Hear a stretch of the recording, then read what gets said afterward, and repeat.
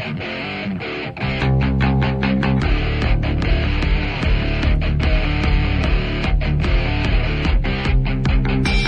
lies and buying time, killing people next in line. Lower classes, social slime, they don't matter. Genocide, sick from water, sick from air. Making money, they don't care. Caesar shit, force of air. Fuck them back, it's only for they war. They shoot, they kill, they massacre, rape. They burn the kids, no one makes countries. Laugh to your face, fight and die. Cause God forgives.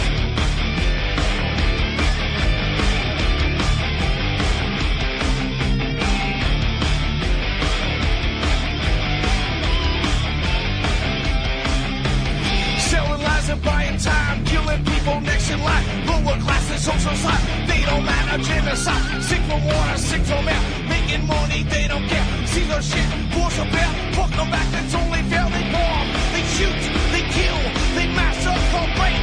They burn the kids, no one leaves countries. Lie to your face, fight and die, cause God forgives. Yeah. Coming back around again.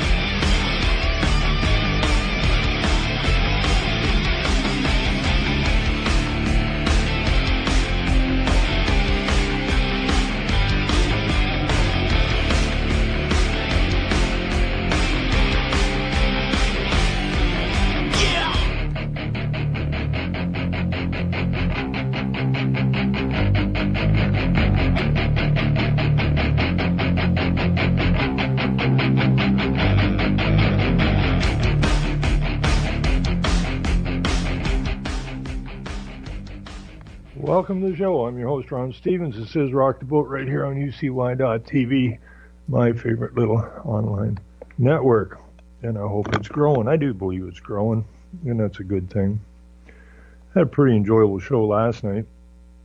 I had Faye call in from Calgary, who was on top of, well, she was one of the instigators that got the fluoride out of the water, among a few other people. Got the fluoride out of the water in Calgary, although they're trying to put it back in now. And I'm going to touch on some stuff that she sent me about the Jews and what they do at the City Hall in Calgary, and the top councillors and the mayor attend this Hanukkah ceremony at the City Hall, and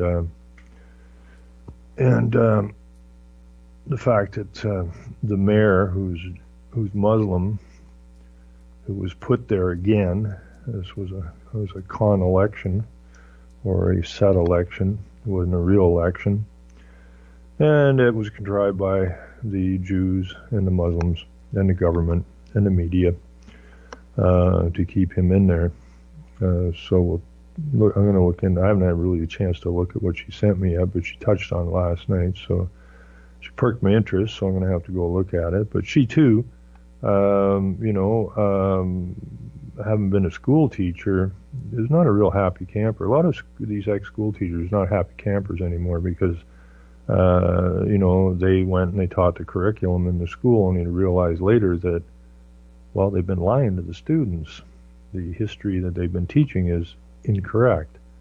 And so she did a bit last night on about the extermination of 6 million Jews being completely false, which it is. It doesn't take a lot of research to figure that out, but because the Jews run your government and they run your school curriculum and they control the media and so on and so forth, anybody that spoke out in the past about the so-called Holocaust being a crock of nonsense were stomped on pretty hard.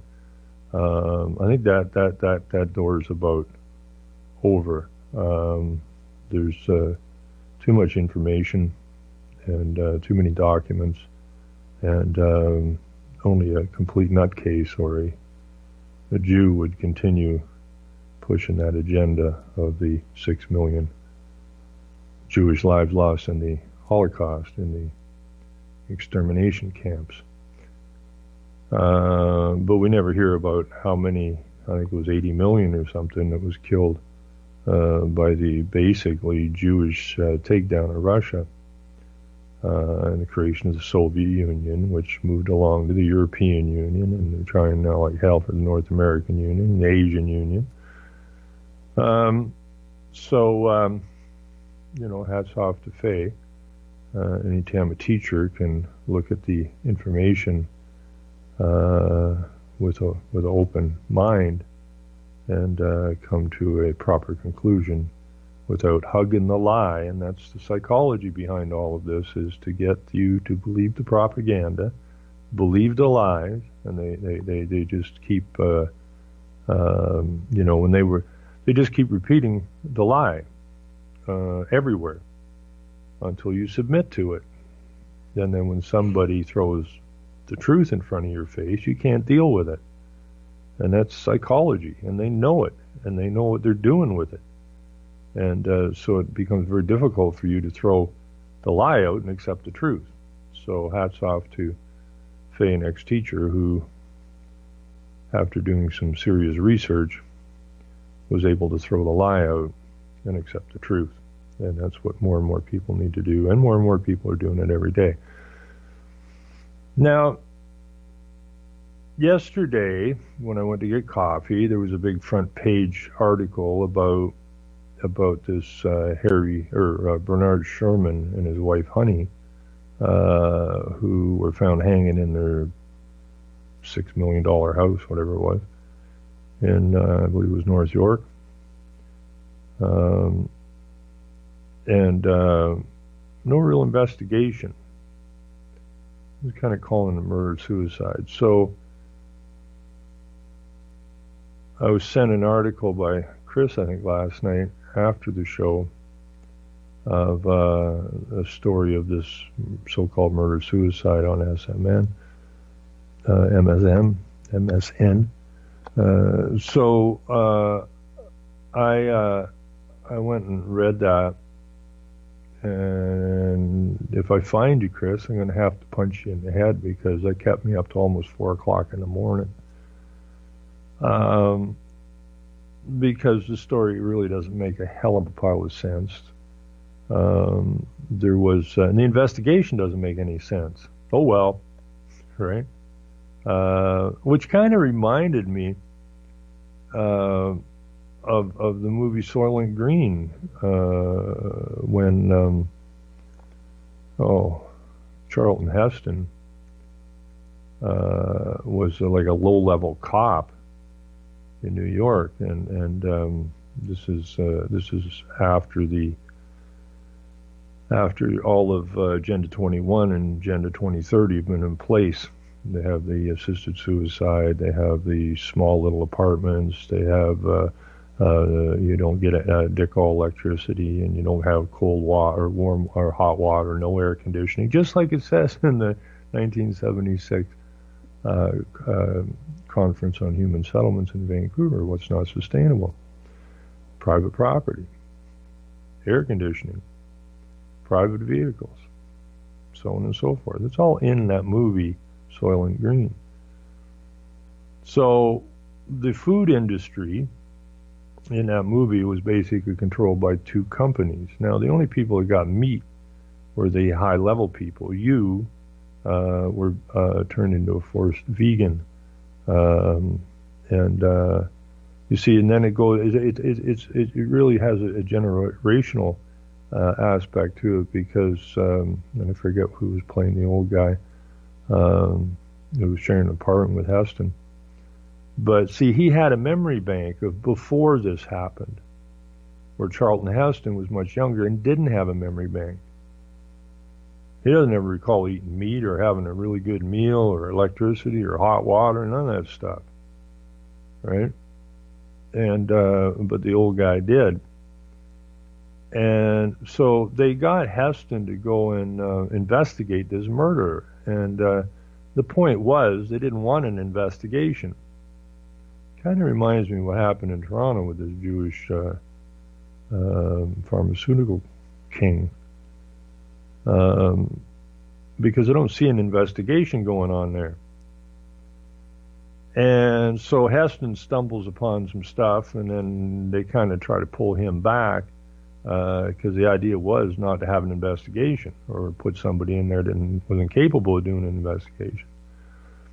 So then he started meeting these people at this, I guess, villa or whatever you want to call it, of this estate of this head of this food industry who had been killed with I can't remember if it was a hammer or what, a long time ago. But anyways, he now starts to experience the other side of life. Hot water. He had a hot shower. That freaked him out. And this was set up almost like this rich guy had a harem or something. And so, you know, they give him some meat and whatnot.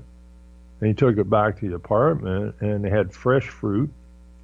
Because what had happened is they were basically down to the point of eating biscuits, right?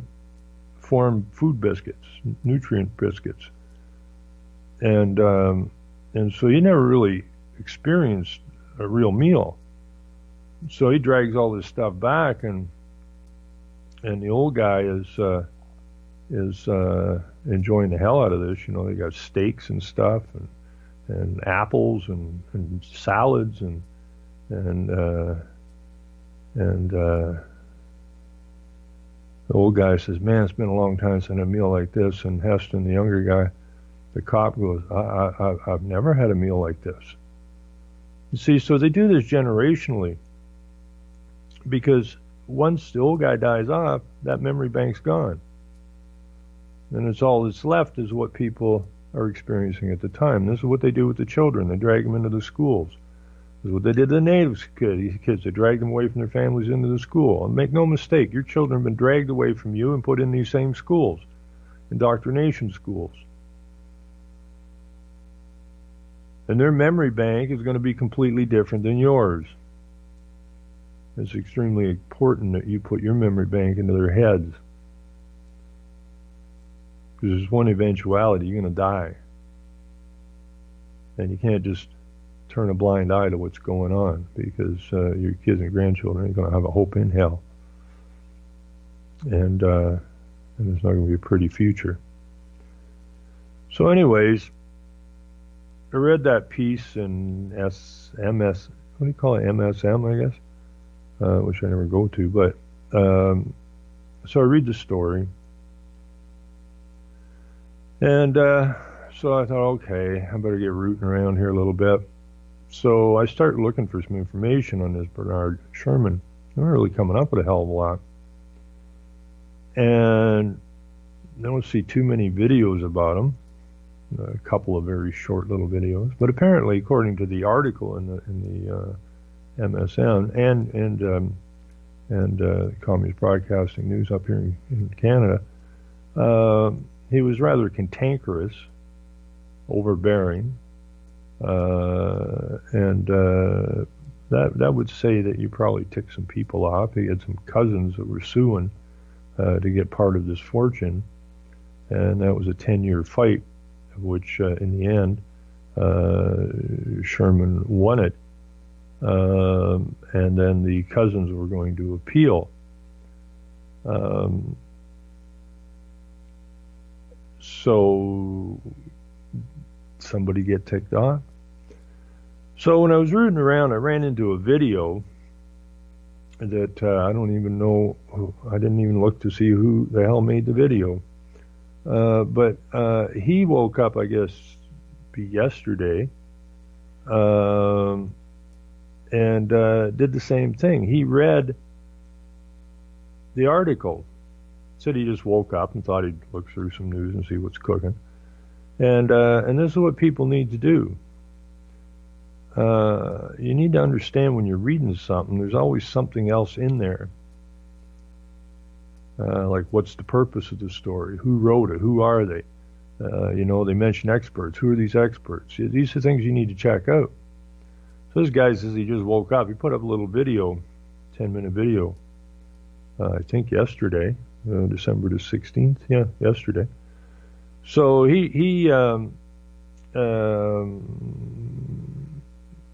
what's his YouTube called? Subject to Scrutiny. Good title. And so he got rooting around, and he goes, this don't make a lot of sense. So he got rooting around, and he came up with the fact that Sherman had written a book. And also he ran into the cousin thing. But he uncovered some other stuff because Sherman has started with like 2 employees or 4 employees, and he's now he had 10,000 spread across the planet, selling generic drugs, making and selling generic drugs. And this guy that did the video came across some information that these drugs were being shoved into the States as well, which are competing with the high-end drugs, the name brand drugs. So he's saying, well, maybe he ticked somebody off in one of these big drug companies, which is a possibility. Or he did a bad business deal somewhere and somebody got ripped off. Because normally when there's a murder-suicide, there's something in the background that would set this off. Either a very, like a terminal illness, or something. I'm just getting out of here. But there's no mention of any of that kind of stuff. So he came across this book that,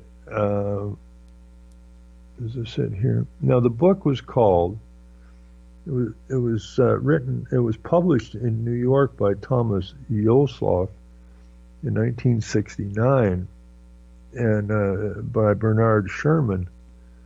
It was called The Invention of the Jew, Jewish American Education Novels, 1916 to 1964. Now, the book that I pulled up, because I couldn't find a copy of the book. I did find one copy, but I don't have a credit card, so I have to give him a credit card number and get a 30-day trial.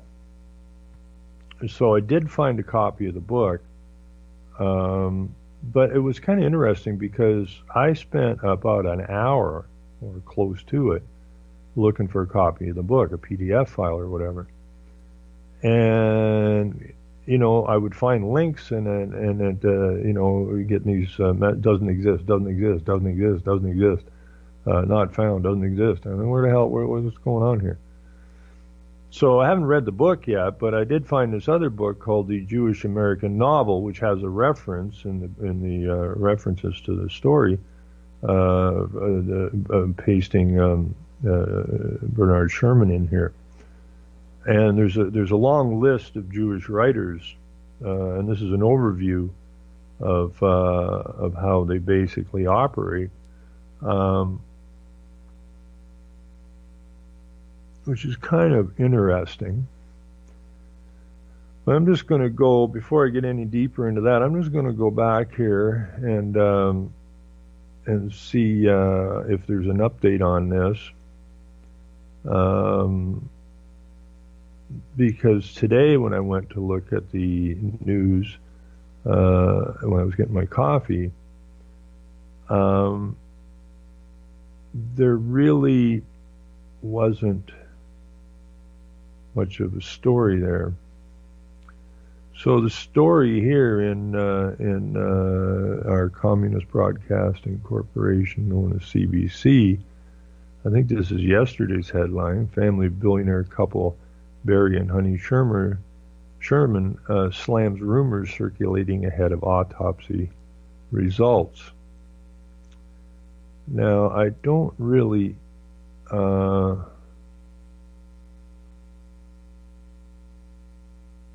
family of Apple or Apotex founder Barry Sherman and his wife Honey are criticizing reports speculating about the cause of the couple's deaths ahead of the release of the autopsy findings. In a statement released Saturday, the family said, "Our parents shared an enthusiasm for life and commitment to their family and community, totally inconsistent with the rumors regrettably circulated in the media as to the circumstances surrounding their deaths.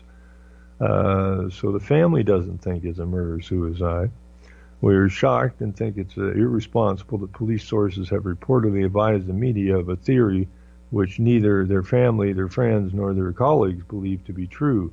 The statement continues, CBC News has not reported on any unverified details about what led to their deaths. Autopsies were taking place on Saturday.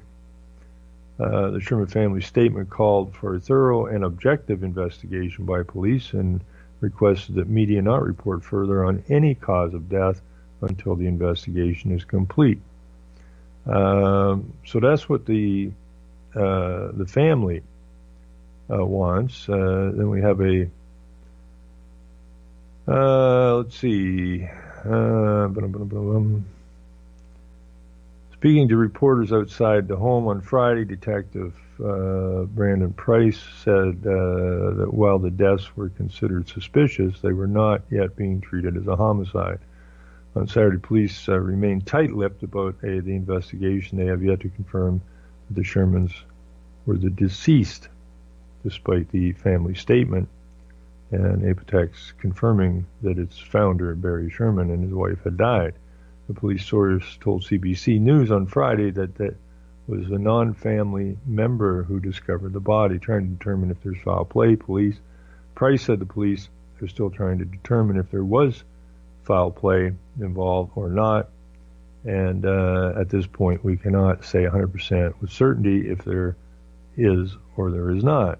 Price did not confirm there were no signs of forced entry into the home, and that police were searching for any outstanding suspects. Police said Saturday they hoped to receive the results of the autopsies later in the day, but by Saturday night no results had been released. Meanwhile, officers were at the Sherman's property interviewing neighbors. A number of police vehicles were parked, yada, yada, yada.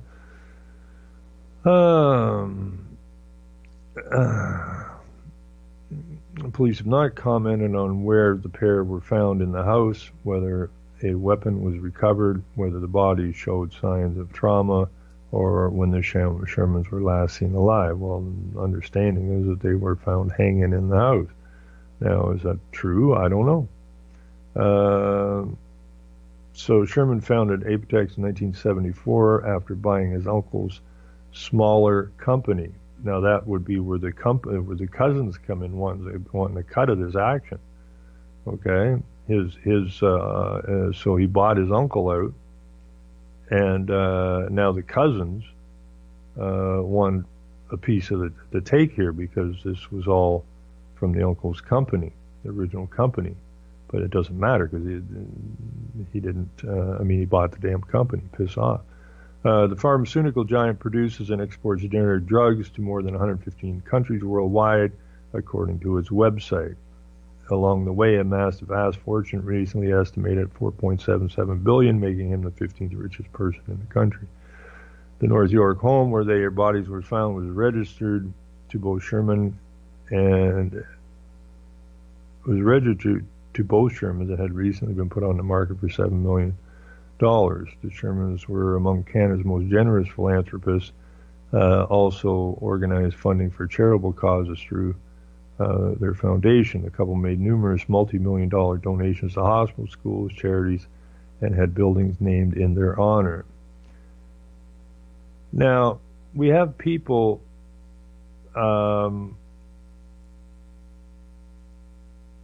this guy had an awful pile of connections. And these foundations support causes that support movements. But he was tied up with the political, and obviously being Jewish, he funded a lot of Jewish stuff. But here's some of the grief deal. Honey Sherman was a member of the board of the Baycrest Foundation and the York University Foundation. She also served on the boards of Mount Sinai's Women Auxiliary, the Simon Wieser Center, and the International American Joint Distribution Committee. Speaking to reporters in Saturday, Toronto Mayor John Tory described the pair as extraordinary citizens of the city of Toronto. Now, John Tory, the mayor of Toronto, is completely mixed up in this nonsense. He's a member of the Mosaic Foundation, I think it's called, where they had a big party. Trudeau spoke there. Tory attends this thing all the time. And they had a big party for Naheed Nensi, who's the third-term Muslim mayor of Calgary. These people are all interconnected, and they are all dirty, and they are all basically working to tear this country/nation down. It goes on here. Honey Sherman was a volunteer extraordinaire. He said she lit up every room that she came into. She was involved in so many causes in the Jewish community and many not. She was at the center of raising money and giving money. Barry Sherman was a more reserved man, but a man who over his business career created hundreds and hundreds of jobs for people in the city of Toronto, he said. This is John Tory, mayor of Toronto. Their memories will live on for a long time because of what they did as two human beings that contributed a lot to our community and our country.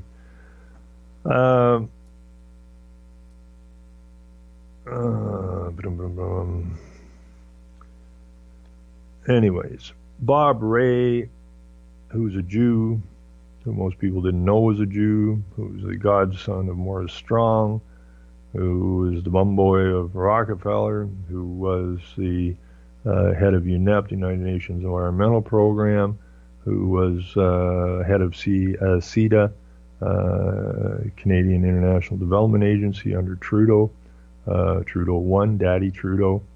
So the interconnectivity goes back a long, long ways. And so these guys, this man and this woman, are found dead in their home. Now, we still don't have the autopsy reports. Are they going to have autopsy reports? I'm not sure. I am not sure. But something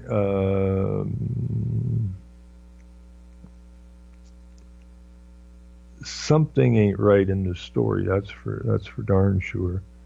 And what it is, and who did them in, I don't know.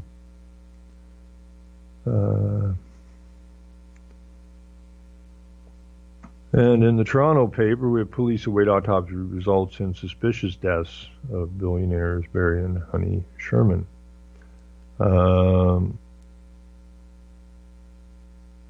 Police investigating possible murder, suicide, and deaths. And not sure why. And the bodies were apparently found hanging by a real estate agent. So there's still a lot of questions in that.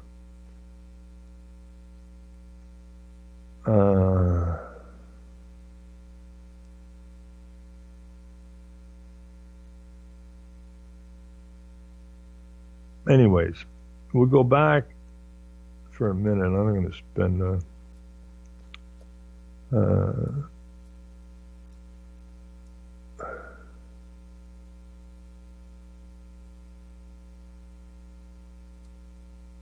go back, and I just want to touch on some of what. Now, this book, The Invention of the Jew, Jewish American Education Novels, 1916 to 64, which was written by Bernard Sherman, is part of this other book, The Jewish American Novel. So this guy, I don't know who wrote it, but used some of the thought processes or whatever of the invention of the Jewish American Education Novels, 1916 to 1964. So when I go up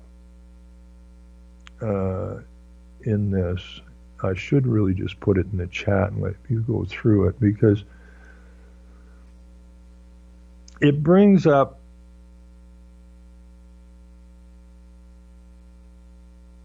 yo. You're calling in to sing a song, right? Yeah. Are you Jewish? Well, sometimes I wished I was. No shit, eh?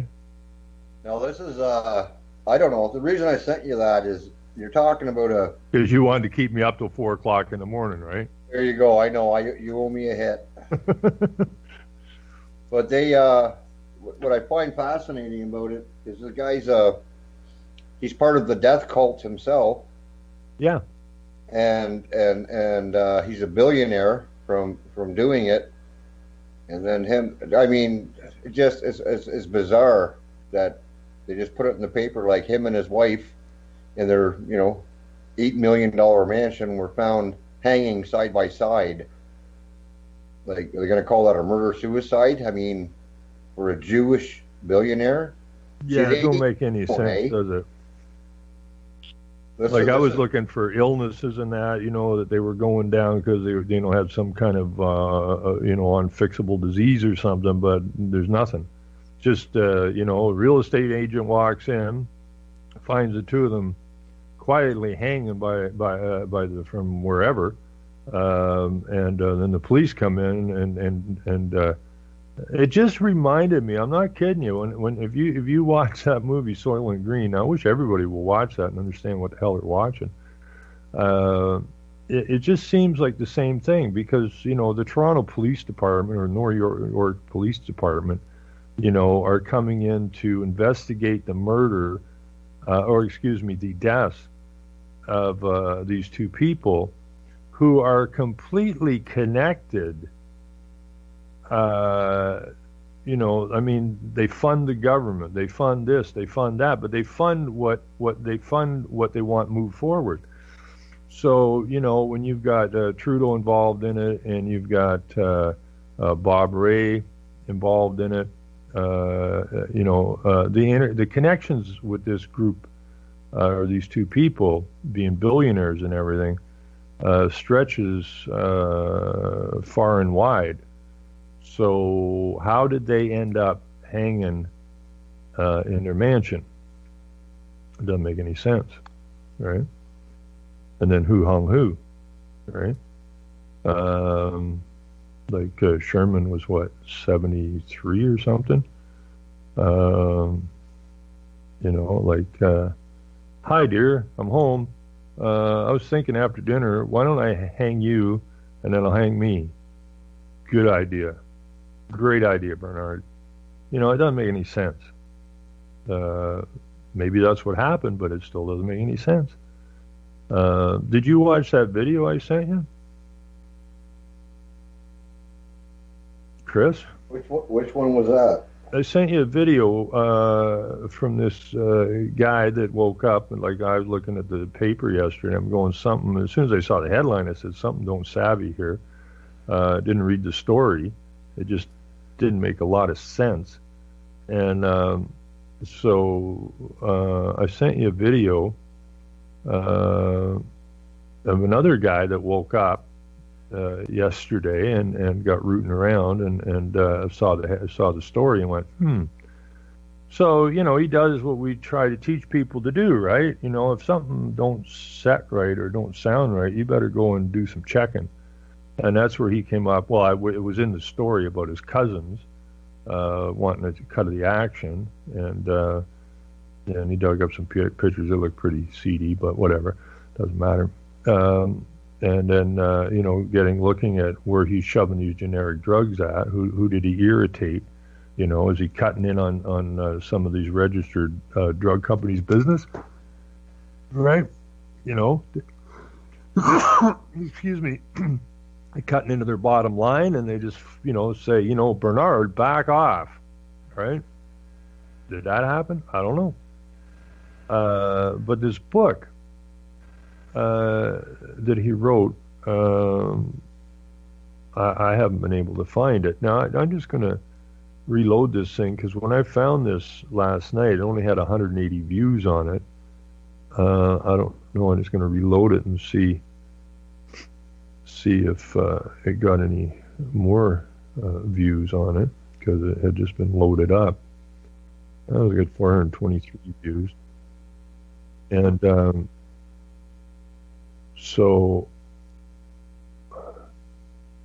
and somebody put one comment in here: "I like the way you think. Great job." And it's all about asking questions. You don't know anything if you don't ask questions, right? You know, I mean, it's the same thing as when Faye was on last night. Okay, she would have taught or been in the school that was teaching about the Holocaust. Well, and until she's retired and a teacher, a retired teacher, that she started asking some questions about what the hell she'd been teaching in school. And a lot of these retired teachers are not happy campers. Let me tell you, they're ticked right off that they were lied to, and that they were in turn were lying to the students. And that's all basically laid out in this book. Where'd that go? The Invention of the Jew is what I Googled, but I came up with the Jewish American Novel. But what it really does is it goes through. This was copyrighted in 2007 by Purdue University, for the United States of America. Library of Congress, catalog data, yada, yada, yada, yada. But this really actually, you know, they call the you know, I don't know if they call the Zionists, the Jews, or whatever, the synagogue of Satan. And this book goes into the radical or death of God theology, okay, which is where humanism comes from, and it goes on about French external. I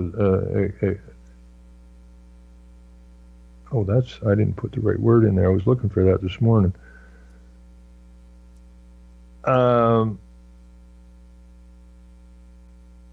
Existentialist repertoire, the French in the Jewish American Novel chapter. Let's see. This has actually got some really good stuff in here to understand what these people are up to and how they deal with things. So it came from humanism. It came from the death of God. Okay, so now we're not stuck with this moral code, so to speak. And I think I best just put this in the chat and let people read it. It's, if you only read the first, well, let's see. Let me see if I can find where it gets really interesting.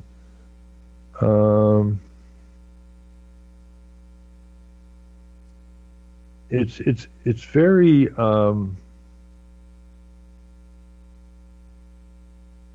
see when in 19 so this is 1916 to 1964, and it was 1929 when that Chief Justice in England wrote that book, The New Despotism, and he referred to France, that this was all coming out of France. And they mention the existentialist themes coming out of France. Now, France was actually had popes. It's kind of a screwed up situation.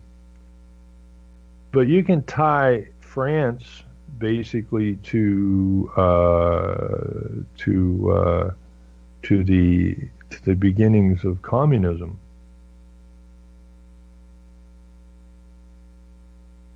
And this is pretty deep stuff, but you only need to go through, I think, probably about the first 20 pages of this. And because it's on Google, some of the pages are missing, but you get the drift of what's running your life. I'm just trying to scan this as I'm talking, trying to find some of the words, but they describe how they use words, what the position of the words are. And I'm not digging this out. I didn't have time to get. I really needed to highlight this and stuff, but they tell you how, like the word community, right, is not a good word. Okay, this is about where it starts. What page are we on here? Have I got a page number here? Anywhere? Chapter 1. I guess you can go straight to chapter 1. I was going through the opening of it, which is a bunch of pages, but I don't see a page number here anymore. I might move this for a second. Okay, page 13 is where chapter 1 starts. And this is pretty damn interesting stuff. The polysystem theory and discourse analysis.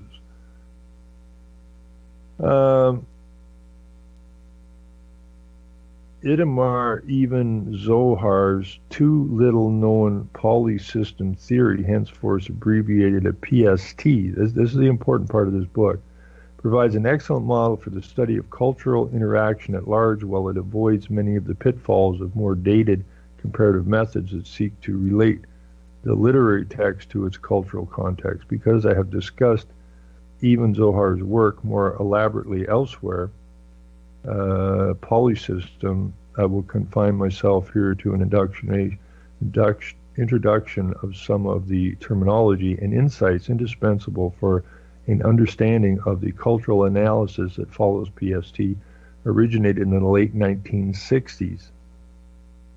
Now that's when Bernard Sherman's book was published, 1969, which is the late 60s. In the writings of the Israeli literary and cultural theorist Itamar Ibn Zohar, as an alternative to the then current ahistorical, static, and text-oriented approaches to literature, it was further elaborated by other members of the Porter Institute for Poetics and Semiotics at Tel Aviv University, such as Giddon, originally designed to deal with specific problems in translation theories. Soon became a comprehensive model to explain the relationships among various cultural systems, as well as among the different subsystems of any particular cultural system. While Zohar initially used the more modest term polysystem, by the 1990s his work had acquired the status of a theory and was subsequently referred to as such. To a large extent, this series and elaboration of the principles of Russian formalization and Czech structuralization, in particular the writings of the Roman Jacobsons, Boris, whatever his name is, and another guy here, you read this yourself, dating from the late 1920s. The late 1920s. Okay, so the late 1920s, 1929, was 28 or 29, I believe, that the Chief Justice in England warned us about the new despotism, and in that book referred, saying that it's already begun to happen in Canada. So without being able to tie some history together, we're just reacting to things that come at us, but unless you can look at the picture, you can't pick a target. Basically, you can't. It's just we're always just reacting. We get pissed off about stuff, but we don't really understand what the hell is going on. when I was reading some of this last night, you know, I was thinking of you, Chris, because you call it the system, the CYST.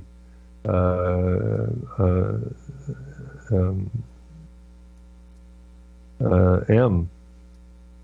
And it's like a cyst growing on us.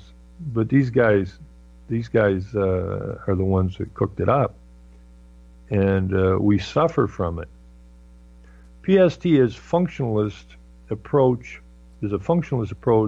because it sees all somatic phenomenon as belonging to one or more systems and consequently analyzes these phenomena in terms of their functions and mutual relations. The notion of system clearly does not refer to an entity in reality. It is merely a functional working hypothesis dependent on the relations one is prepared to propose. Cultural research. See also a bunch of names here. The Fulcrum system, for discussions on PST's systematic nature. Functionalism, however, has often been associated with static systems thinking or structuralism, as exemplified by the work of Saussure. Such a view obviously fails to take into account the insights formulated by the Russian formalists, most conspicuously Tryjavsky, thesis on literary evolution.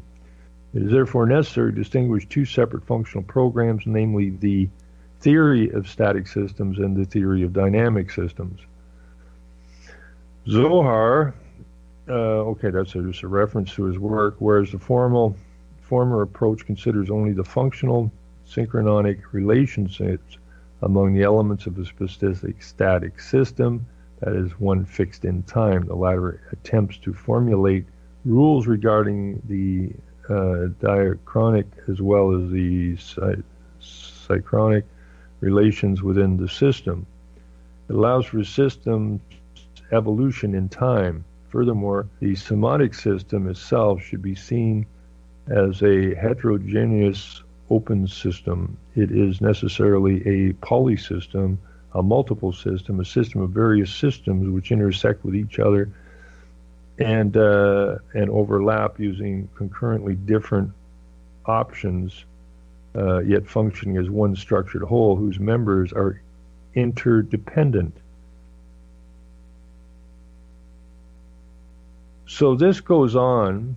I'll let you read this, but maybe it was before this got started, because there's a big long piece in here somewhere about, see, the Jews, they call themselves the chosen people, but right in this book, it's talking about the fact that they pissed God off. And so they basically killed the idea of God, so that they were free to do what they want, which has been nothing but nefarious bullcrap ever since. The adapted framework where do we go here?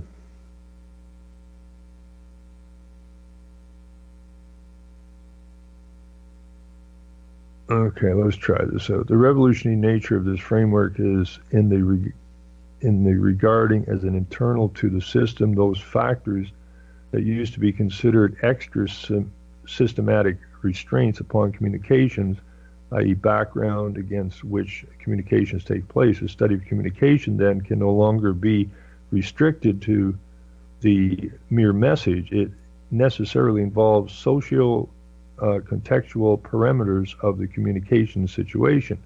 Zohar adapts this model by replacing Jacobson's categories with factors that influence socio-somatic cultural events in general. So institution equals context, repertoire equals code, producer equals sender, consumer equals receiver, market contract, and product is the message. Well, propaganda is a product, which is the message. The adaptive framework can be explained as follows. A consumer may consume a product produced by a producer, but in order for the product to be generated, then properly consumed, a common repertoire must exist, whose usability is constrained, determined, or controlled by some institution on the one hand, and a market where such a good can be transmitted on the other. The only radical change of Jacobson's original model concerns the substitution of institution for context, which are, however, two completely different concepts. The context in Jacobson's theory pertains to elements in the outside world referred to in the message, referent in another somewhat ambiguous nomenclature, while the institution refers to entities such as academies, universities, and the press, which are the media. Consequently, Zohar does not so much substitute one factor for the other as leave out one factor because of his diminished relevance and insert a completely new factor in its stead. He considers Jacobson's context to be implied by the relations between producers and consumers. The strategy reflects an increasing intent in the polysystem and institutional aspects of the Semonic phenomenon, as well as restricted interest in a purely mnemonic function of literature. The model also introduces some of the principal terminology of PST that I use to analyze the context of the post-war Jewish American novel. Perhaps the central notion in even Zohar's PST is that the repertoire, which designates the aggregate of rules and materials which govern both the making and handling or production and consumption of any good product. This goes on to talk about, it's really interesting. I'm not going to read any more of this. I think at the beginning, somewhere in here, they go into fairly deep detail about killing God, which is the same thing as when you look at where ecology came from, and it was what was that philosopher's name? The Nietzsche or whatever his name was, Nietzsche. That in the mid 18th century or mid 19th century, 1800s, when Darwinism came along, is when they put the axe on God in order to bring ecology forward, because they couldn't bring ecology forward as long as God existed, which kind of ties back in what these Jews are saying about they pissed God off and he told them to piss off, and so they killed him. And I don't know how you kill God, but whatever. So there's a lot of really information. This system that they built is in here, and like I said, I'm not going to read through all of this. I scanned through a bunch of this last night. Then I do want to get a copy of Bernard Sherman's book to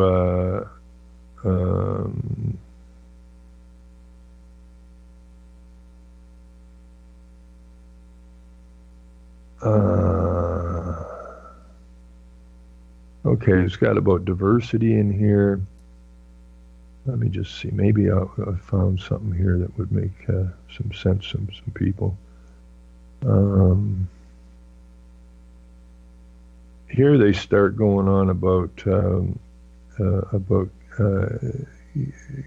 killing God or something. This is Bernard wonders over the diversity of the world. Oh, this is getting into some stories from other writers. As I watched the, let's see, resting his belief on the single notion that God is the principle which creates unique human beings who lead decent lives, one can imagine the impact on Bernard's theological outlook when he discovers in a novel full of doubling that he has simply lived out his father's life. Nope, never mind that. I think it's at the very beginning, up here in the intro to this book. You got to read the intro. Oh, here we go. There's a lot about this, about killing God. Now, this is interesting because Elie Wiesel, or Weasel, who was the Mr. Holocaust guy for a long time, the pro-Holocaust guy, is in here. There was no attempt, however, to minimize the achievements or the influence of those authors whose work is left unexplored here. Elie Wiesel, who lives in the United States but who has continued to write in French, was clearly influenced by French existentialism. As probably the single most influential Jew in America, Wiesel has made a significant contribution to the popularity of French existentialism in the U.S., as well as the understanding of the theological implication of the Holocaust. His first novel, Night, gives clear expression to the existentialist view that after the horror of the Second World War, we have to come to terms with the death of God. The novel represents Wiesel's Rubinstein phase, well before Richard Rubinstein announced the death of God in After Auschwitz. As such, Wiesel work would obviously observe analysis in the present study. Similarly, although Norman Mailer never paid much attention to specific Jewish subject matter, his novels are steeped in existentialism. I think his focus, famous existentialist hipster characters, and hence Mailer, contribute equally to the popularity of existentialism in post-Second World War. But there's more in here at the beginning about the God problem, and I think that will help people understand basically what the Jews are up to. So I'm going to throw this in, and you can take a boo at it. I encourage you to read it at your leisure. But it's amazing where you end up at, right? So this couple is found hanging in their house, and then Chris sends me a copy of the MSM story, which I'd seen on the front page of the Toronto Star yesterday morning, and then rooting around last night, I run into this video. I'll throw that video in as well. But you know, where you can get led to is amazing. You know, it's like some of the researchers, and it happens to me from time to time. You know, I think, well, man, what else is there to look at, right? What else is there to research? You know, I've researched everything, I understand everything, I know everything, and that's not true. You can't ever know everything, and you can't ever have already found everything, because a story like this pops up, and all of a sudden you're seeing things you never saw before, you're reading things you never read before, which opens up a whole other box of questions, which leads you to go and find some answers to these questions, see where that leads you to. And I got to tell you, that's a lot more interesting than staring at a freaking television set, watching Oprah or Simpsons or some other nonsense that they got on television. I mean, that is a brain drain to you, okay? And remember who controls the media: the Jews. And, you know, they're an ungodly lot, apparently, according to their own writings. And they want to take you down. So why are you staring at their propaganda? It doesn't make any sense. You know, what's on that TV is not for your benefit. Okay? It's to mess with your head. So why are you watching it? But it's like a drug. You know, it's like a drug. People come home and the first thing they do is turn on the damn TV. As soon as they walk in the door, bang, turn on the TV. What's on the TV? Boom, there goes your brain. So you can't know anything watching TV. You know, it's a production. It's theater. It's there for your entertainment, but it's also there for to mess with your head, because you don't know who or where or what is running the thing. It's just there. And I've been watching TV since I was born, so it's just normal. That's that normalization crap. There's nothing normal about a TV.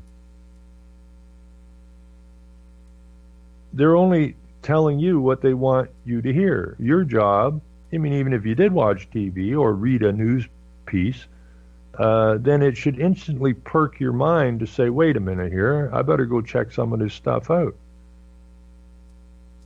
But most people don't do that, and that's why we find ourselves in the position that we find ourselves in today.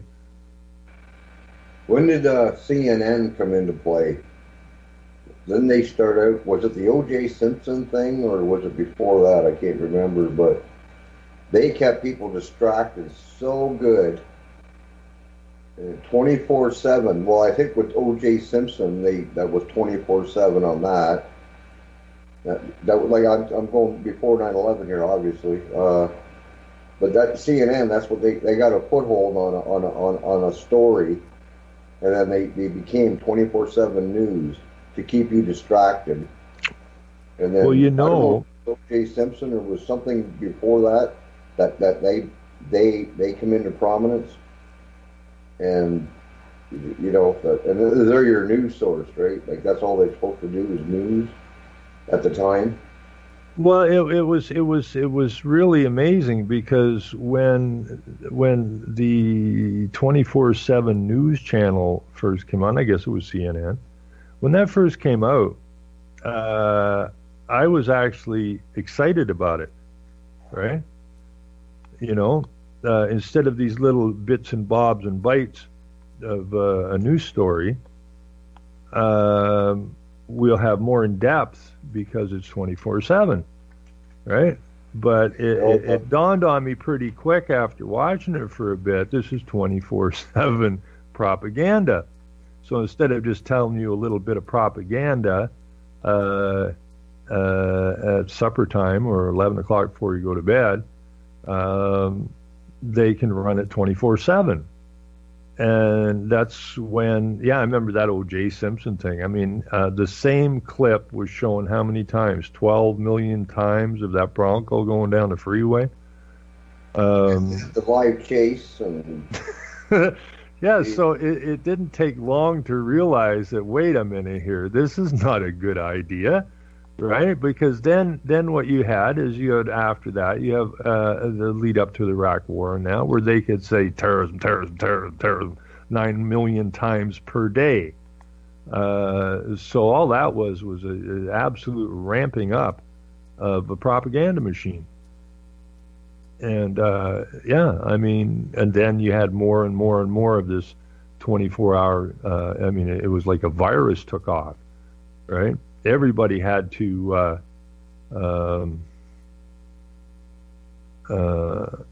Anyways, I'm going to post that video in there, and I give that guy credit for just waking up and saying, "Wait a minute here." I don't even think he's Canadian. I think he's American, maybe. Might be Canadian, and check out his site. But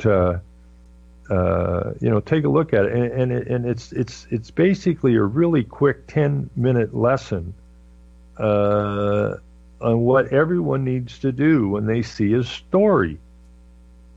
Right? If you see a story that catches your attention, then you need to analyze it. What's right with it? What's wrong with it? What don't make sense? And then go and have some fun. Go see what you can find out. You know, this really expands your mind. Just to say, I'm sure there's all kinds of people, say, Justin Trudeau and Bob Rae and John Tory are all sad that these couple died, and the mass of the population wouldn't know I never heard of these people before. Not in my realm. But the fact that this guy's putting out millions and millions and millions of dollars from his foundation to other foundations that is pushing what? You know, so there's a whole big story here, but yet when you read the story, oh yeah, a realtor walks in and because the house was for sale, finds him hanging there, phones the cops. The cops come down and go, that's odd. Oh well, we don't see forced entry. Oh well, they must have hung and killed each other. Bye. And the autopsy reports haven't come out yet. They may not come out. But you know, the story. You know, getting to the core of the story, which sometimes you can never get to, and this could be one of them.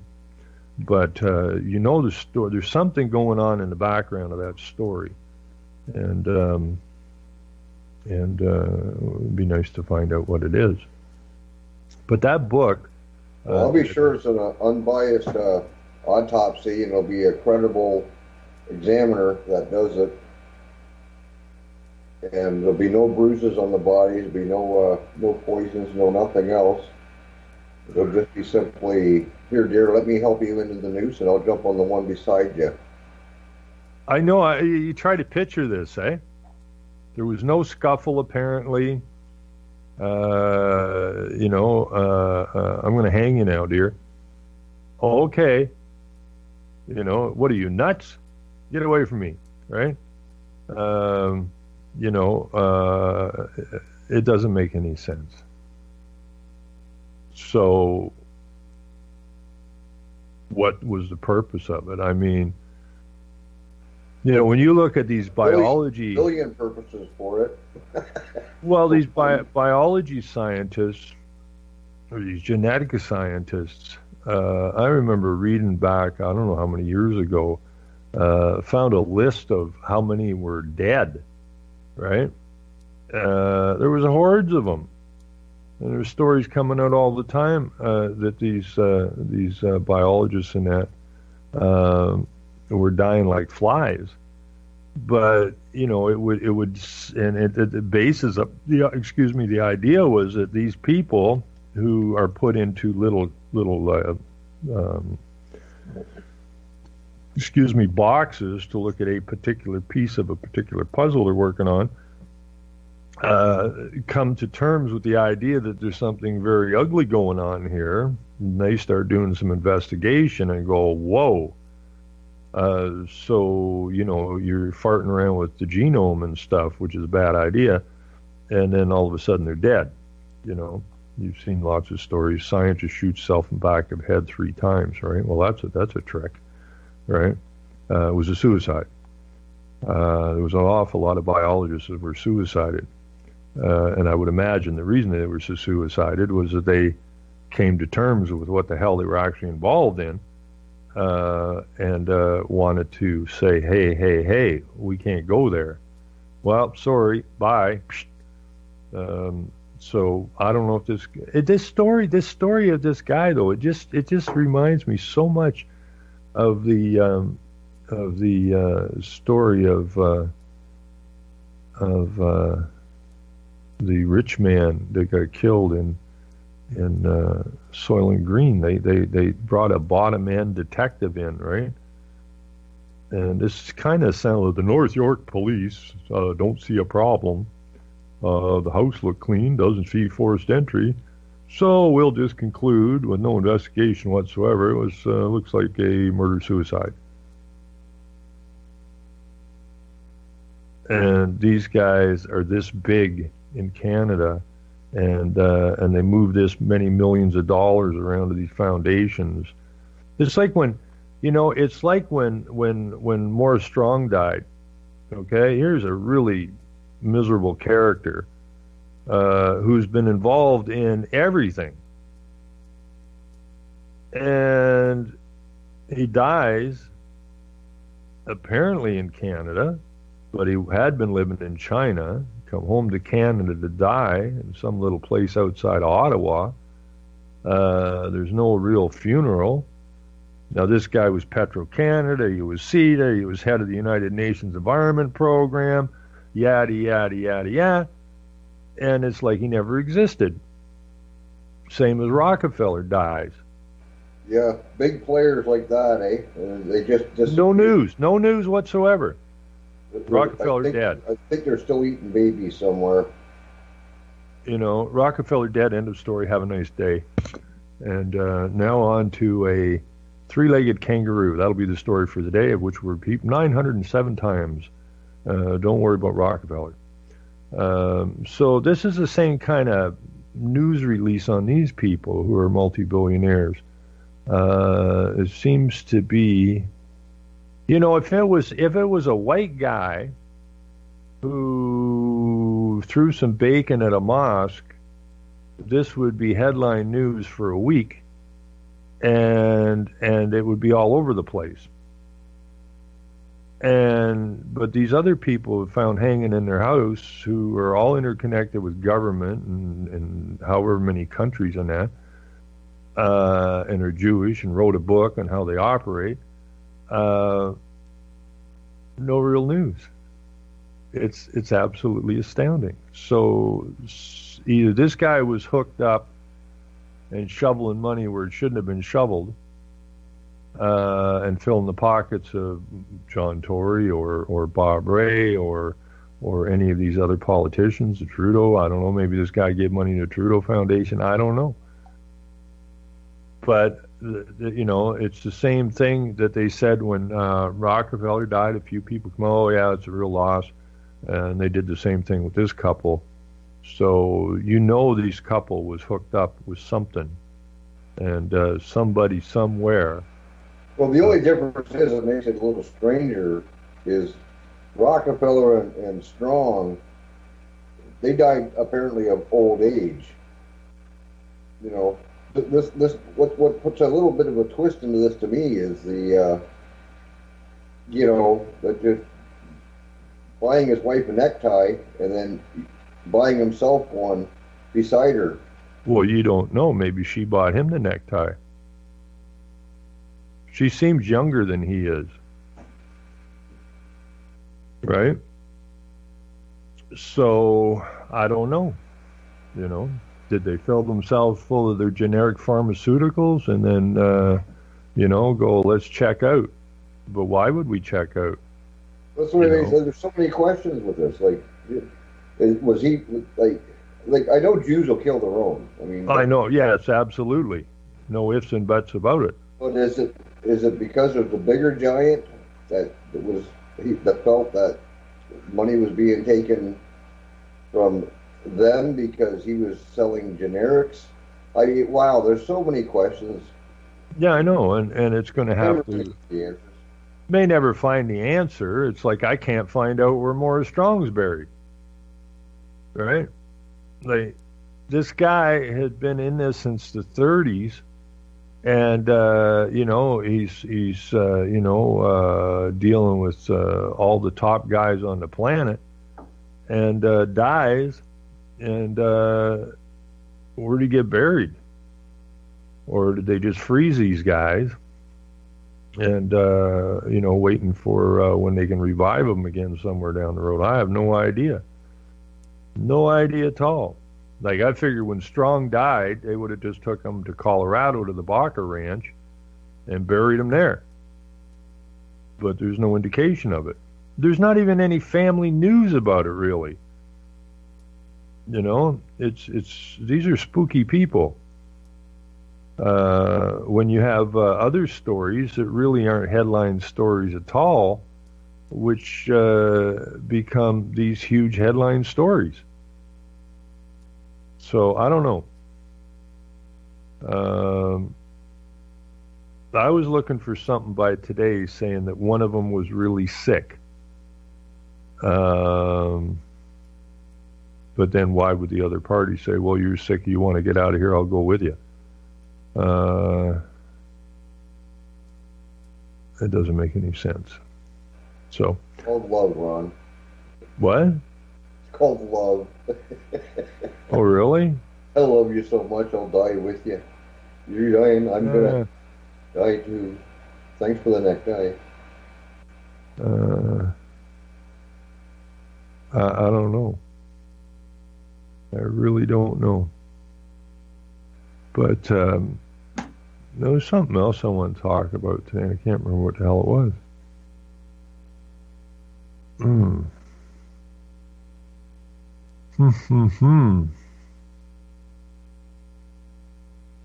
But anyways, the whole deal here is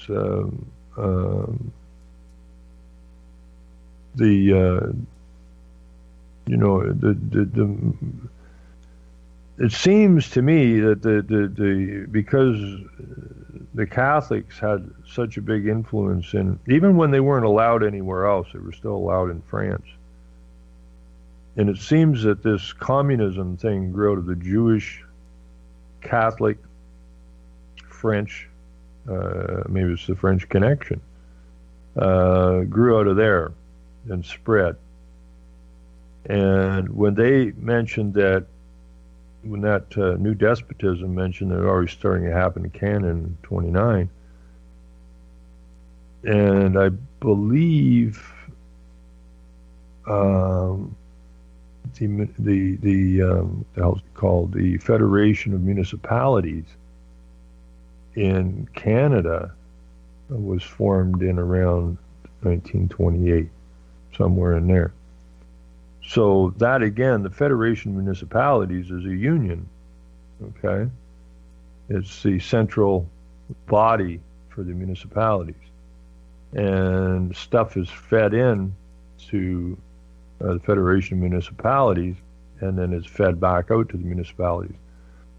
So they sit, and they're one of the directives for the municipalities. Now, we were quite not surprised, a little astounded when we came across a document when all this global warming crap was going on, and you say, how can all these mayors be this stupid? Well, they're vetted because they're stupid, and they're easily manipulated, and they'll do what they're told.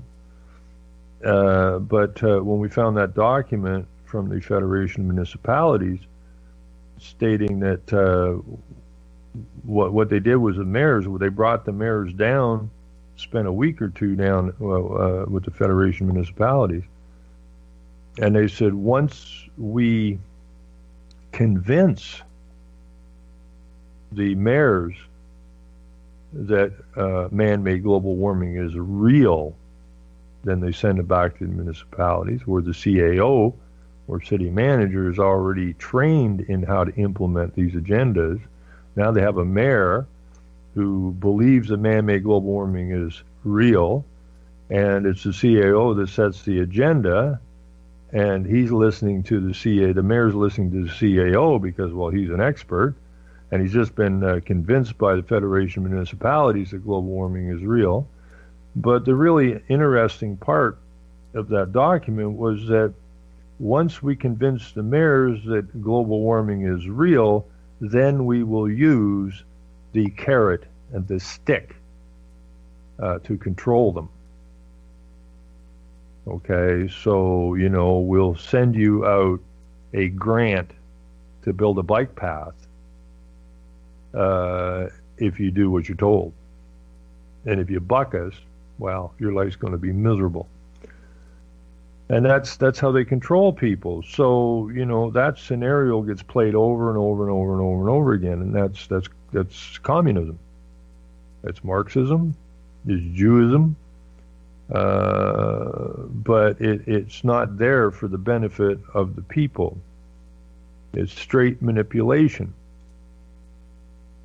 And we got to break loose of that. I mean, the thing last night with Faye, when she called in, is that,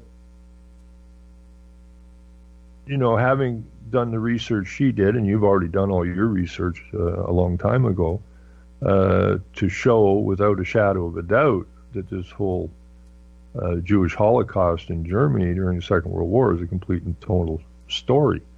It's not real. And that book I put in the chat is also the same thing about dealing in non-realities. So they make up these fictional stories and they propagate them out as truth, and they control the media, so eventually people tend to believe it. But what I think we came across last night is that nationalism is good and internationalism is bad. But we've been pushed the other direction, saying that nationalism is bad and internationalism is good.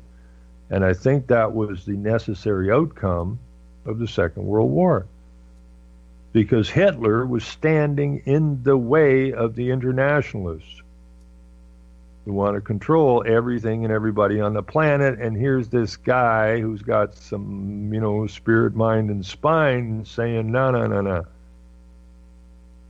This is our people. This is our nation. This is our society. Which is nationalism, which they did not want to spread, because the spread of nationalism is the death of internationalism. And they've been working way too hard, way too long to have someone like Hitler to stand up and actually take his people. This is the amazing story, I think, about Hitler. He took what was basically a defeated people. After the First World War, they had to pay off. They lost part of their nation. They redrew the lines. They kept people in Germany perpetually in poverty. And it was one guy who had understood the necessary, that it was necessary to have and control a nation. Now, I'm not sure his politics is exactly the way I would run it, but what he did find out was that fighting in the First World War, he learned to be proud of his nation. And between the First and the Second World War, he saw the problems. And he saw the solution that was required. And he brought basically a beaten people up off the ground and rose them up to being proud, being productive, building what they need. It's actually a pretty glorious story. But in the end, it was about killing the idea of nationalism. Nationalism rose up. I mean, come on. I mean, Hitler made the Man of the Year, I believe it was twice, on Time magazine. This was the guy that we should emulate. This is the guy who gets it. But this was all about nationalism. Now, IBM was involved in it, Rockefellers were involved in it, Vaticans were involved in it, the Jews were involved in it, but this man had a vision of building a real nation. But then you have the other side with Rockefellers who were involved in this, and that whole group of people, and Rockefeller said he's an internationalist, not a nationalist.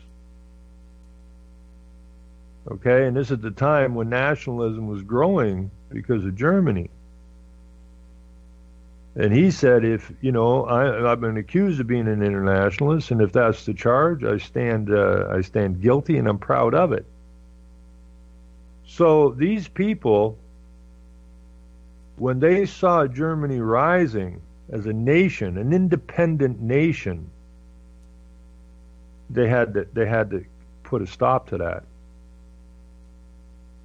So now today, if I walk down on the street and I'm wearing a shirt or a jacket that says I'm a nationalist, didn't say I was a white nationalist, just say I'm a nationalist, okay? I will take more heat. I'll probably have a cop pull up beside me and go, what the hell are you wearing? The jacket, why? Well, it says a nationalist. I am. So you're a white supremacist. Where does it say that? Right? Well, but you can't have that. I mean, this is what's going on now. Remember, I'm sure most people that are listening, there was a video of a black taxi driver that wore that type of shirt. on YouTube, and Okay.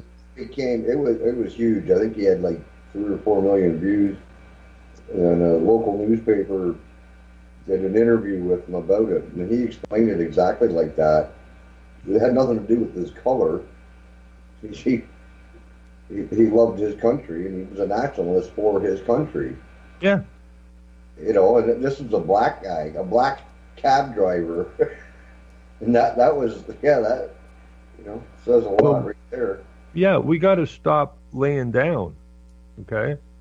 I'm going to make a T-shirt. My wife is a phenomenal photographer and artist, and a digital artist. It's just freaky, and so we got to raise some cash somewhere, right? I mean, it's tough, and so I was looking around. We're going to have to start another construction company, but her art is so phenomenal, and I thought about doing these canvas boards and that, but you got to print them and they're expensive, and then you got to market them and all that. So I came across some of these things on the internet where you can just plug your stuff, your artwork, and that onto mugs and hats and T-shirts and blankets and all that kind of stuff. So I found one outfit where you can actually print.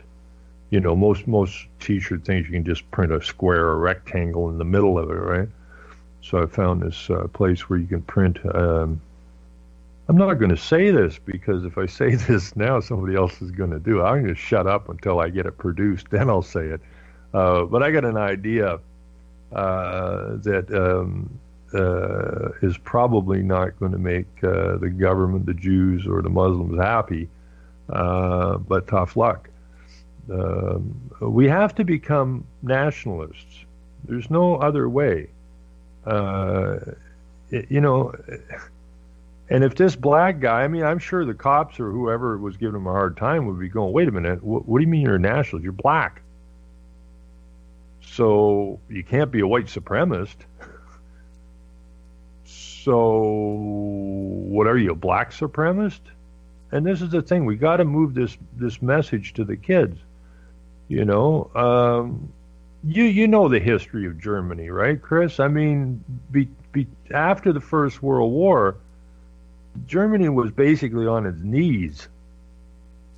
It was. They never even lost the war. No, I know, but the attitude of the German people was crushed. Right, the pride was taken out of them, and it wasn't until Hitler come along that idea of pride in your people started to rise. Well, that's what they take advantage of that for propaganda. I mean, he was standing strong, and everybody else was standing strong because they finally woke up and said, yeah, man, this is ours, not somebody else's. And they were letting everybody know, like, we're proud, we're happy, and we're strong. And he did that, in 5 years? That was amazing. That was amazing. But you got to understand, I read about Hitler, World War I, a little bit after and that. And this man, he had some serious pride about his country. And he saw the problem. And he wasn't going to just go, well, his determination was to fix this. And he did fix it. And he took a basically beaten, mentally, spiritually beaten group of people. And what did you say, 5 years? Well, totally flipped that around. 33. Totally flipped that around. Not only that, I mean, they stopped the reparation payments, and then he got everybody working using their own money, creating their own money, and they became a serious force to be reckoned with, as we all know, in World War II. It took the Jews to convince the rest of the world to defeat him so they could hold their power. And here we are today. Free. I love Canada. It's a free country, and we're really good people, and we try You to know, help others whenever we can. And what do I know anything? I don't know jack shit. I'm a Canadian. Leave me alone. I just want to keep puking the same propaganda that I'm told to puke, right? oh yeah. As the country's going in the toilet.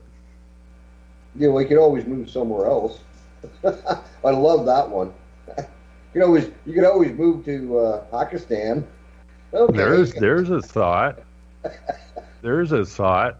Like I have these people here. And it's not that I particularly hate any particular Jew. I mean, I have a couple of friends that are Jewish. One does the Toronto Street News, which she's been firebombed 3 times for putting the paper out. And my other friend, who's a born Jew, moved and became left Jews and became Christian or whatever, which is not a good word either. But good people.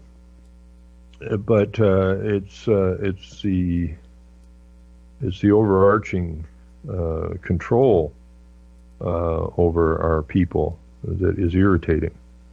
And to all the police and to the military, would you get your act together, please? Okay? You're chasing the wrong people around. Okay? You're over in these foreign countries. You're on UN details. The police are all internationalized, Jewified, if you will. And you've been conned into guarding them who are taking down our nation. And you should hang your heads in shame. You really ought to. Because this is our nation, not their toy to play with. These are not their resources to take from us. And you as police and military, if anybody has a duty to stand up, it's you people. But you're not doing it. You're working for the other side, which is really, really rather pathetic. That we, the population, are paying for all your gear, your pensions, and your paychecks, and yet you, the military and the police, even though we're paying for the roof over your head and your family's clothing, food in your fridge, you are working to destroy us by being on the side you're not supposed to be on. You're not standing up for who you should stand up for. And that's a really sad situation. If the police and the military just moved over to the right side, we could solve all these problems really quick. Because you could go and pull those who are harming our futures. You can go get them. You can shut our borders down. I don't want to harp on this, but Germany went and manufactured everything it needed. And it's more than possible, because when you manufacture what you need, you don't have anybody living on the street in a tent. Okay? Everybody has a job. And everybody has a job which is the same job, and that job is to put some pride back into the people. And that's when everybody's working, and they're working to build a strong nation, then everybody is in a much better mood. I mean, nobody's going to be, you look at our so-called society. We have become so beholden to the drug manufacturers, i.e. the Sherman gang and the registered drug gang. When the pharmacist tells me that 90% of the population in my town is eating pharmaceuticals, we got a huge problem. And the number of youth who are taking the really bad drugs are getting so messed up, and they don't give a damn. They don't see a future, which is exactly what the internationalists want.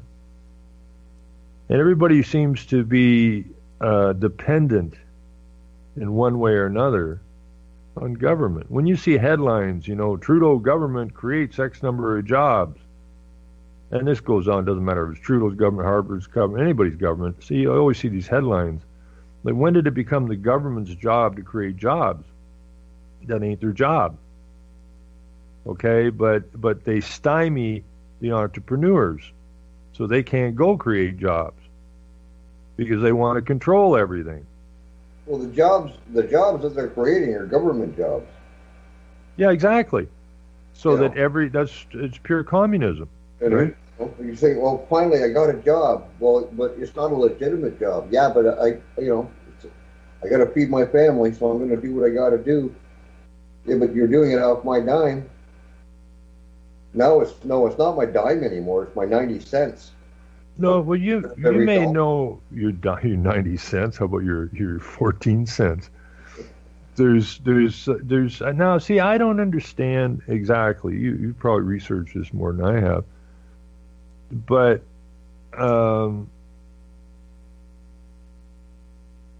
what if you had to say what it was that Hitler did?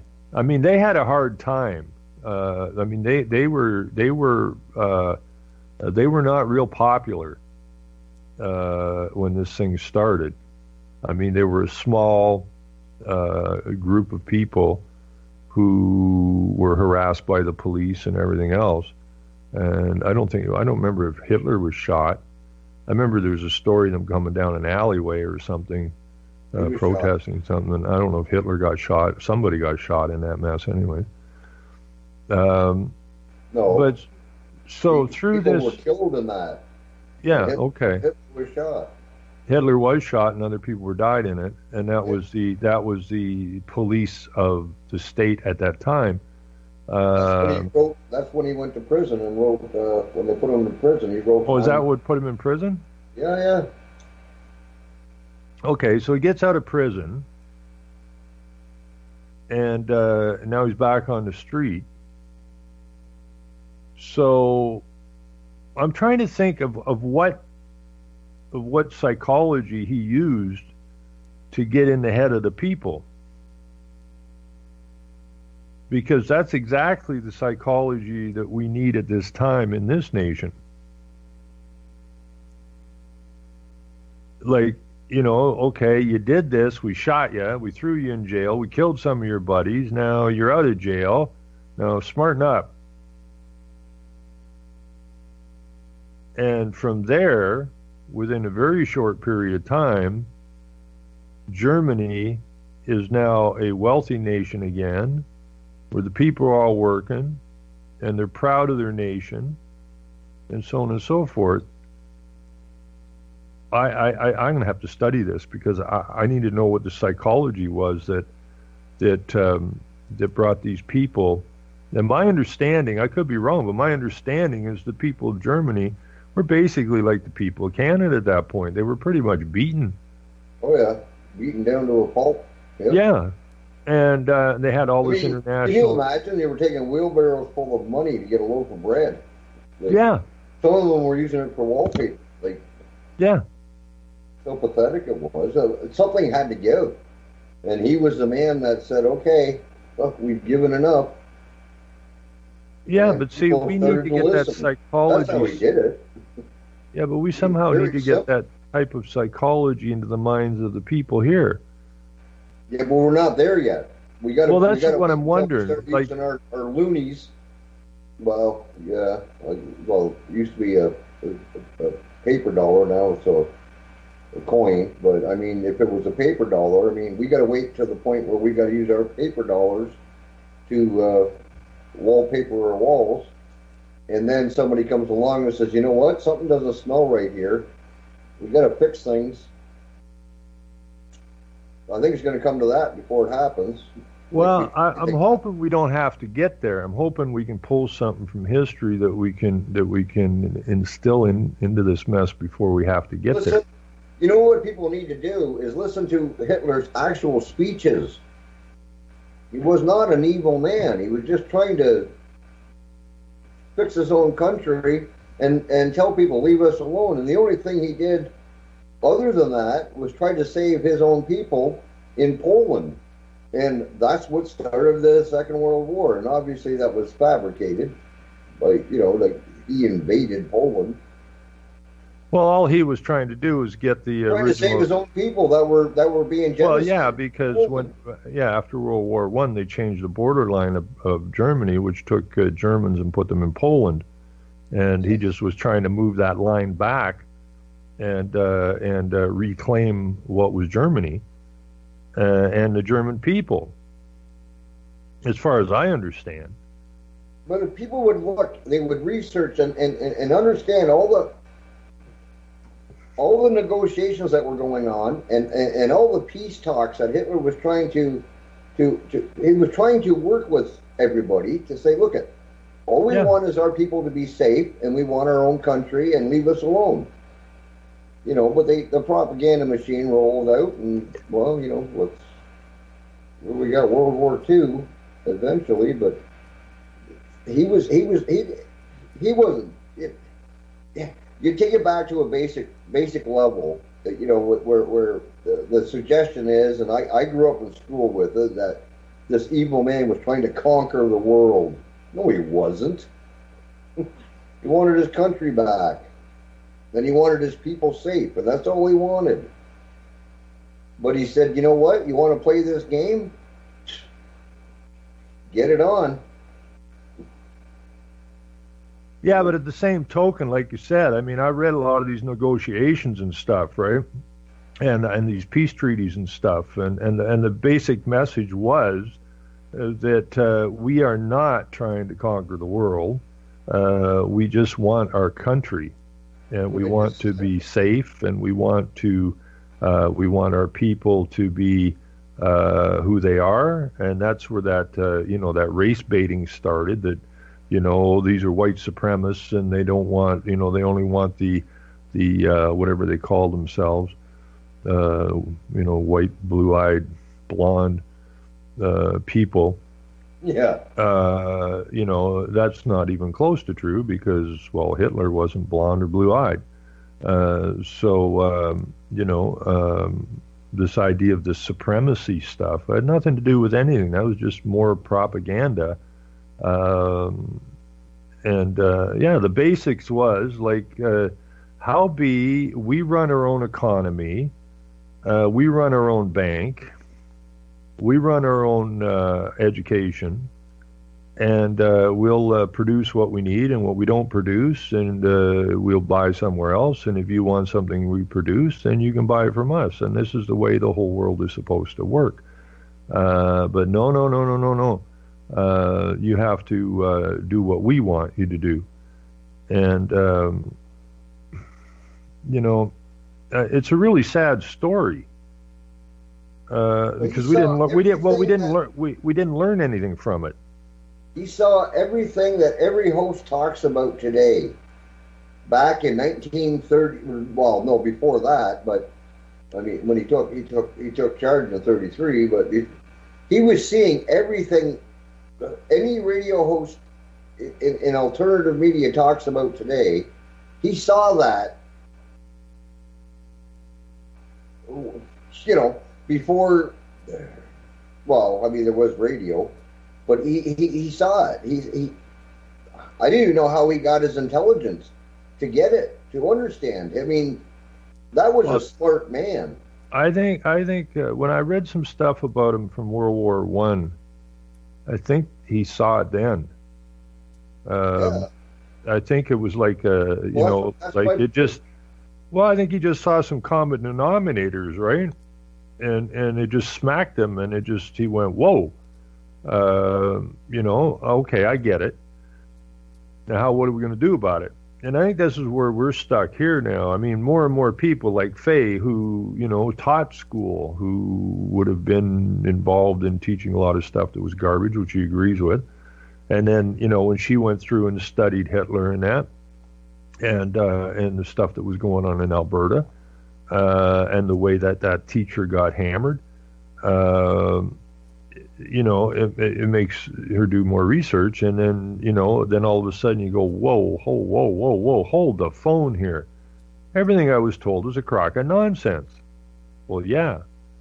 So, hopefully, I don't see why it's necessary for this.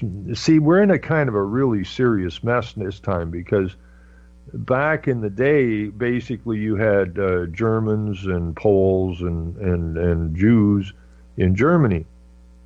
And he saw the control that the Jews had, and that had to get stopped, which is a good idea.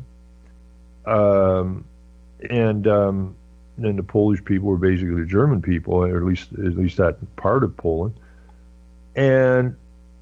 But now here we have such a mess on our hands, because even back in pre-World War II Germany, the borders weren't exactly open.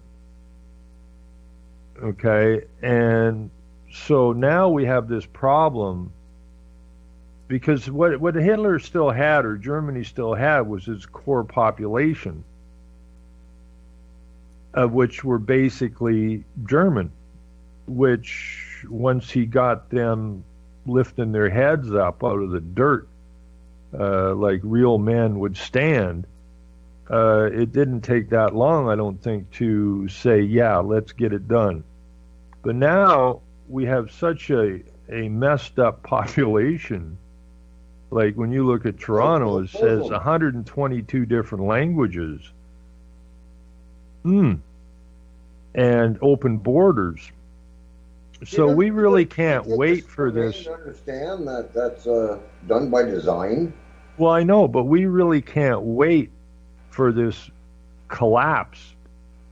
No, I know. We got to get going now. We got to get these borders shut down, all right? We got to get this Jewish influence the hell out of our country. What? Well, the fallacy that we got to bring in more immigrants because our birth rates are declining. Well, leave us alone in our own country. Yeah, and we'll pick up. If our birth rates decline, we will hit a sustainable point, and become, be able to build up again, and have more babies, and we'll do just fine. Leave us alone. yeah, hit the road, right? I mean, the wealth in this nation, the wealth in this nation. Like when Liza called in, she was a teacher up in the reserves. Talks about the conditions of the reserves. She used to call me off air about being at the reserves and what the hell's going on, and the conditions and the corruption and all this kind of stuff.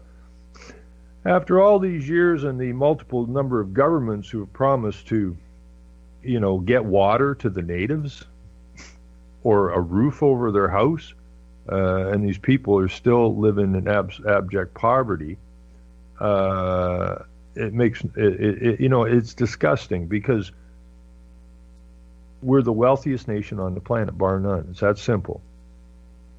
36 million people, less than the population of the one state, California. Second largest landmass country on the planet. More resources per capita than anybody. And people are begging, and you can't go to a store. You can't even walk in a store, especially a grocery store now, without, would you like to give some money to the hungry or something? Why the hell is there any hungry in this country? Right? You can't go. I mean, everybody's got, give here, give here, give here, give here, give here. Well, if everybody was working like we used to be, you didn't have this. When I was young, you didn't have any of this nonsense. Everybody was working. Everybody was looking for help. But now they've taken all of our jobs, except for government jobs and service jobs, Most of we don't. What the hell do we make here? Nothing. Manufacture nothing. More resources per capita than anywhere in the place, and we don't make anything. So how can we call ourselves a country? How can we call ourselves a nation? We're not. We are so dependent on everything else and not dependent on ourselves that we can't even consider ourselves to be a nation now. But we got to somehow, maybe we should start an email campaign to, if somebody is a policeman or a policewoman or a military man or woman, maybe we ought to start an email campaign to these people at their own emails or websites or whatever, and maybe we ought to be just flooding the Canadian Forces websites and the commissioner websites for police and the RCMP, that we are the people that pay for your house and your wages and the food on your table, and we're sick and tired of this shit, so get the borders closed. Like, we got to hold a light on these people, right? I did that with an official in the federal government, and I said, "Who pays your paycheck?" And he said, "The boss." I said, "Well, who pays his paycheck?" He was being an asshole with me. And yeah, they are assholes. Like, "You don't pay my paycheck." I said, "Well, who pays your boss's paycheck? Who pays his paycheck?" Trying to bring him back to reality, eh? But the guy was such a goof. Like, yeah, right, I heard that all before. Like, I don't care.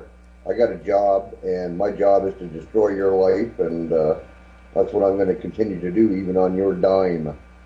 And this is what really, really frustrates me, is you can't make them understand, like, what you're doing here is harming yourself eventually, because once they kill all us off that are paying his paycheck, who's next? Him. Yeah, I know. I mean, it doesn't make any sense, but I think if we, see, they're quite controlled, and you can get to these guys. I mean, when I was in Newmarket, I mean, they weren't going to let me in the courthouse. I mean, I just stepped in and all hell broke loose, and so I get in an argument with these security people, and they're going to toss me, and I can't come back in. And I told them to stuff it where the sun don't shine. And, I went and dug out the head of security guy. And we went to his private office. And, I just sitting there talking to him about these goomers they got at the front door and their attitude and everything else has got to change. And, this guy, ended up spilling his guts to me about the hierarchy of the police and the administrators and how ugly this business is and all this kind of stuff. I mean, he ripped off his flak jacket. He's sick and tired of this shit. Head of security. And, I just explained to him how that the front end security at the courthouse needs to change and how they need to present themselves. And we got off real good together. And, I told him about this one real ugly goomer. And who he said, oh, yeah, he's ex-Army. He has some serious, probably mental problems. Then why is he on the front door, right? And so we talked for quite a long time. And I'm outside having a smoke. And you got to go in and out to you got to keep going through security. Once you walk, you got to come back through. You got to go through security again. And I was outside having a smoke, talking to some people on a break or something, and he went from, when I first met him, like, what's the problem, right? And Mr. Steroid, and I thought, wow, and but then he broke down, and spilled his guts, and he's not. These people aren't happy really that they're doing these jobs because they know what they're doing is wrong. And but it comes from above, just like the guy you were talking to, who pays you, boss, right?